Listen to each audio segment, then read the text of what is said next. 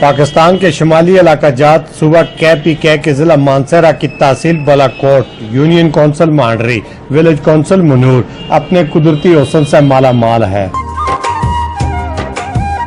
خوبصورت وادی میں 30,000 سے زیادہ افراد آباد ہیں، مگر زلزلے کے بعد زیادہ آبادی نقل مکانی کر گئی، جس کی وجہ ضروریات زندگی کا فقدان ہوا ہے۔ ملکہ پربت کے دامن میں آباد وادی منور کو ملانے والی سڑک آج تک تعمیر نہ ہو سکی۔ مقامی قیادت کی نااہلی بھی ہو سکتی ہے۔ اس علاقے میں نہ تو کوئی باقاعدہ طبی سہولیات اور نہ ہی مواصلاتی نظام۔ آج بھی لوگ پرانے زمانے کی سی زندگیاں بسر کرنے پر مجبور ہے۔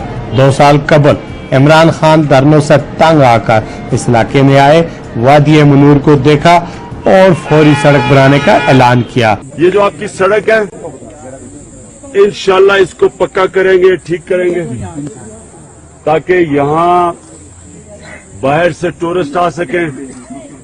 ٹورسٹ آئیں گے، یہاں آپ کو روزگار ملے گا، مگر آج تک ان کا وعدہ عوام کے ساتھ افا نہ ہو سکا۔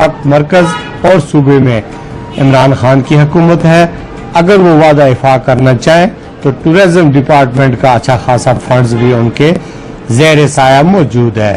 2 روز قبل MNS صالح خان MP احمد شاہ 2 اضافی وزیروں کے ساتھ سیاحتی ٹور پر منور وادی کا دورہ کیا اور وعدہ کیا کہ جلد سڑک کو پختہ کیا جائے گا۔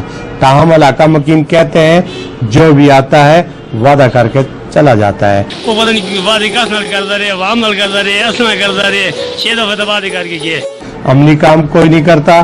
تاہم مسلم لیگ کے دور میں سردار یوسف نے بھی ایک وعدہ کیا تھا جو پورا نہ کر سکے۔